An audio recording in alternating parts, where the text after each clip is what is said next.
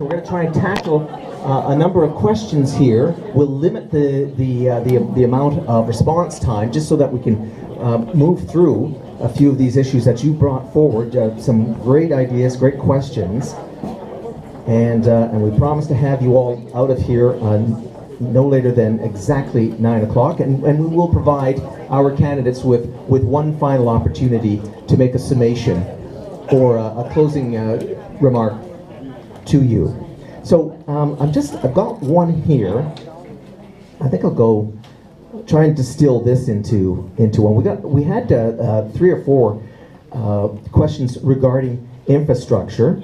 It could be anything from talking about 6-laning the Kingsway up to Moonlight, or extending Maley Drive, or 4-laning 2nd Avenue North. Someone added to that by saying with the focus of the city, closing in a little bit on Minnow Lake, whether it's big box retail and hotels and residential expansion, maybe the Highway 17 corridor to Coniston becomes an issue. But so I've thrown those little names at you, and maybe we can put it all together, tie it all up, and just say, what are the infrastructure improvements that you would like to see, or that we could bring the greatest benefit to Ward 11? So what are the most important infrastructure improvements that could be of benefit to all of us, but particularly here in Ward 11? And of course, have a thought as well as to how we're going to fund these things. That's 1 minute. How are we going to fund these things? Well, that's a great question. I think we have to lobby our provincial government here for better funds. I think that's one thing. I think Sudbury's been on the back burner the last 4 years for funding. I think that's the main thing. I'll pass it on. Well, when we're taking a look at projects that we would like to pursue, obviously there's quite a few things that will be on our wish list. On my wish list, we should be taking a look at the flow of traffic that happens on the 2nd Avenue, Bancroft-Howie corridor. We take a look at this as a prime example of how gridlock works in Sudbury, based on how our road system was developed. When anything happens on LaSalle or the Kingsway and traffic is shut down, the Howie Drive route is usually the corridor that everybody goes to. So that involves whether that be constructing Silver Hills, whether that be trying to create relief routes along that corridor. That would be something that we should pursue. As for paying for it, we need to take a look at a whole bunch of options. We may want to investigate bonds. We may want to investigate how we prioritize our projects, and that will also involve the consulting process. There's so many question marks that still remain. Well, I really think there's 2 roads that I'm interested in. Number 1 is Silver Hills. If you go up there right now, it's just a whole bunch of rock.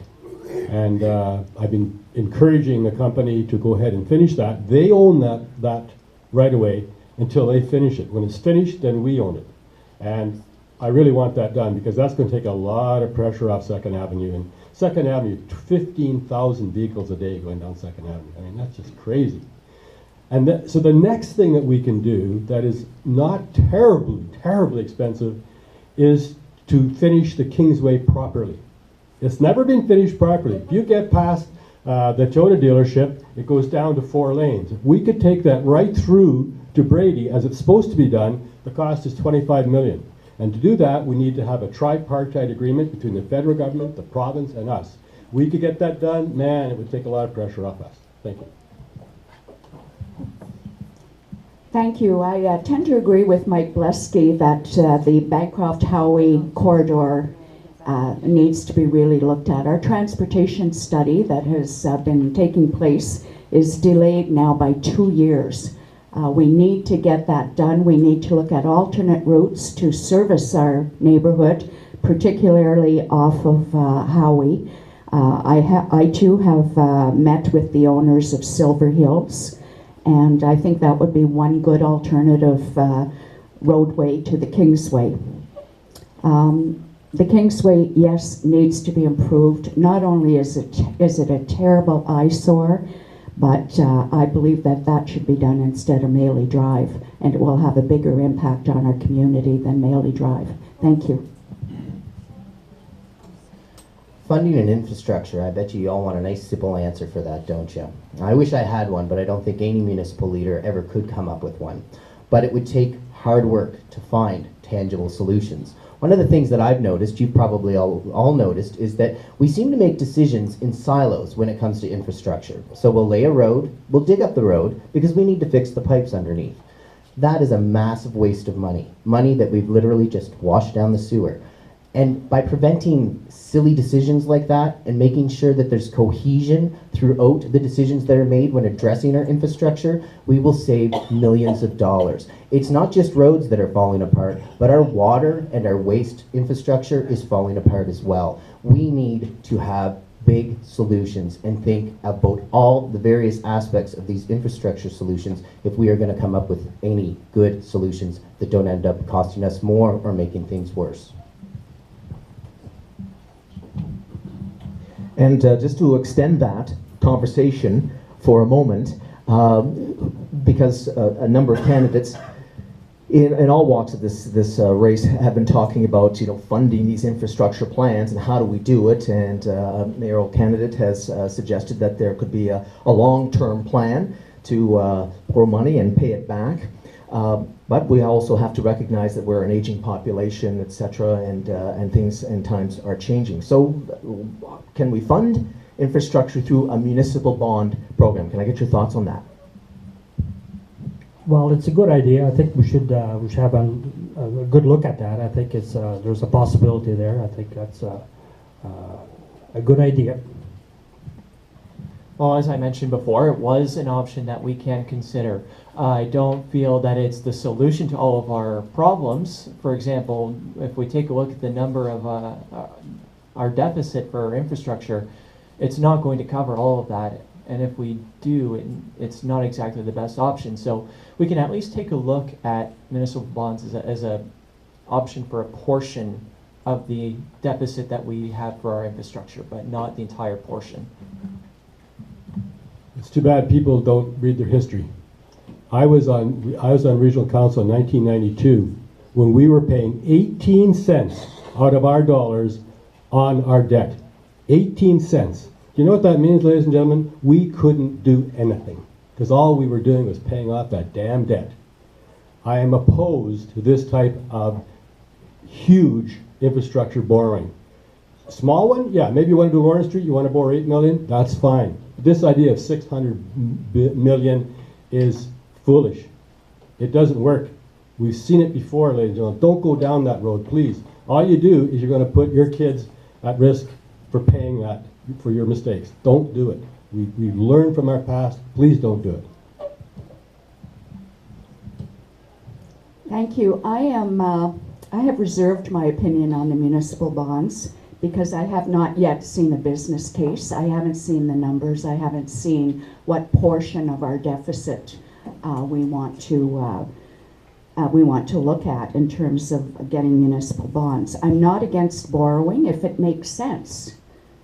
I think that if you look at the world today, we have to wonder where would students be if they didn't have a student loan? Where would young people be if they didn't have a mortgage? How would businesses expand if they didn't borrow for expansion? And I think the interest rates are low now, and I think it's an idea very much worth looking at. Thank you.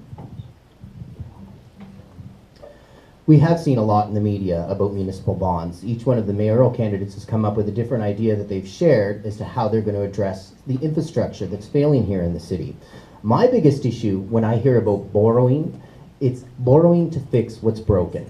No, you borrow to create jobs. You borrow to create incentives to bring the community together, to bring business to the community. And you do this so that when you've spent this money, it has become an investment and not just paying for the leaky roof. It has invested into bringing something better. I agree with Ms. Reynolds when she says that we need to look at a business plan. I can't simply sit here and say I absolutely would not support bonds, and I can't say that I wouldn't support bonds. It needs to be looked at in depth. What are the benefits? How do we do it without passing that debt on to our children and paying it back in the reasonable lifetime of the infrastructure or the assets that it's building? Thank you.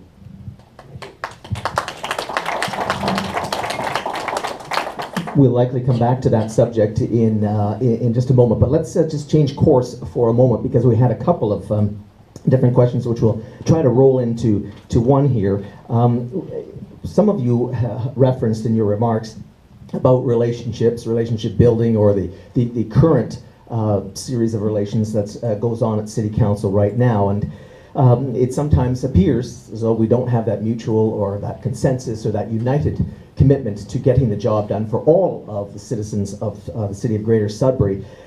So let's throw the question to you this way, folks. How do you plan to build relationships with city staff to create that positive environment at City Hall for taxpayers? So how are you going to build the relationships? What are you going to do to sort of make it better so that it comes and benefits us? Well, I think communication is the basis of a good relationship between an employer and an employee. I think you have to communicate with them, and planning. I think planning is a number one issue here. So I think communication to me is forefront. Well, actually, communications happens to be my background, and we see a breakdown in communication when we look at the barriers that have been created between city managers and city staff, as well as the barriers in 311 that we have between, trying to reach staff members.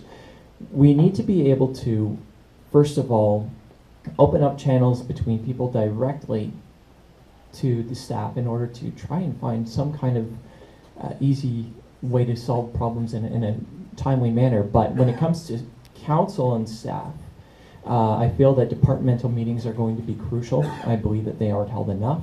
I feel that maybe it's about time that we were introduced more in depth with each manager to explain the functions of their department, what projects are on their table right now, and possible solutions that they'd like to see fulfilled. If the question is to do with council and staff, I'd say this, that I have great respect for our staff. We have a tremendous staff, and I treat them that way, treat them as equals, and I respect their opinions. They're great people, wonderful people, great, well-educated, very loyal to our cities. They're tremendous. What we need to do is continue that relationship. The relationship that may need some work would be between the mayor and council, not between the councillors and staff. Thank you. Thank you. During this campaign, as I was canvassing Ward 11, I was shocked to meet at least 6 people that work for the city that were on sick leave. This really upset me. I think it speaks to the relationship of our frontline workers and senior management. Good management has to start at the top, and we have some excellent people at City Hall, there is no question. But we need to make sure that they are accountable, and also I think that council needs to direct staff. Otherwise, they don't know what to do, and they just go ahead and do whatever they want. That's what happens. So relationship building is very, very important on my agenda. Thank you. I think the biggest flaw a municipal leader can take to the table is the idea of absolute opinion.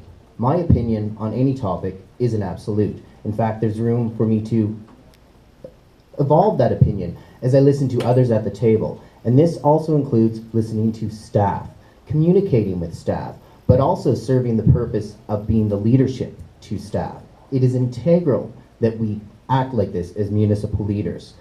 I look at this election. I look at the online voting. I look at the initiatives that city staff have rolled out to citizens in this community in this election, and how they have tried to make it so accessible for you to get out there and vote. They want you to elect a new leadership so that they have good leadership. I think it's as plain and simple as that. I've never seen an initiative come from Tom Davies Hall that is so broad and so inclusive of the entire community. And to me, that says staff want to work together, staff want strong leadership, and that's what I will bring.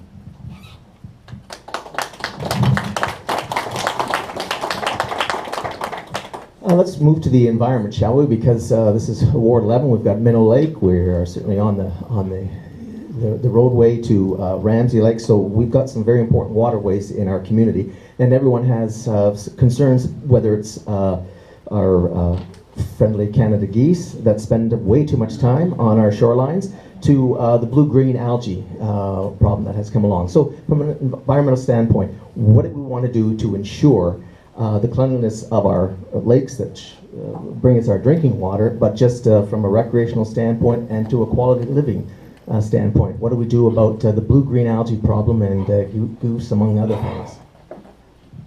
Well, it's the water flow to Ramsey Lake has to be looked at for sure. There is a strategy out there right now that it's in progress. So basically, that's our water to Ramsey Lake has to be looked at. Well, I know that within this community group here, we're very well aware of the Ramsey Lake watershed study that has been put forward, and I certainly hope that we can continue to work on the watershed study and make sure that it is completed. That includes, looking at everything from the drainage flow to our creeks, all the way to the actual shoreline buffers, to how we operate on our lakes, for example, watercraft. There's a variety of different things they have to take a look at within a watershed study. And hopefully we can get the partnerships going, get it funded, and complete it on time, so that way we can implement the strategies that we need to keep our waters clean. Well, it's nice to hear people talking about my motion that brought forth the watershed study for Ramsey Lake. That's great. I'm glad to hear everybody likes it. Ladies and gentlemen, the amount of salt that's gone into Lake Ramsey is really going up. The amount of phosphorus that's going in Ramsey is going way up. We had 2 huge algae blooms this summer. We got to do something.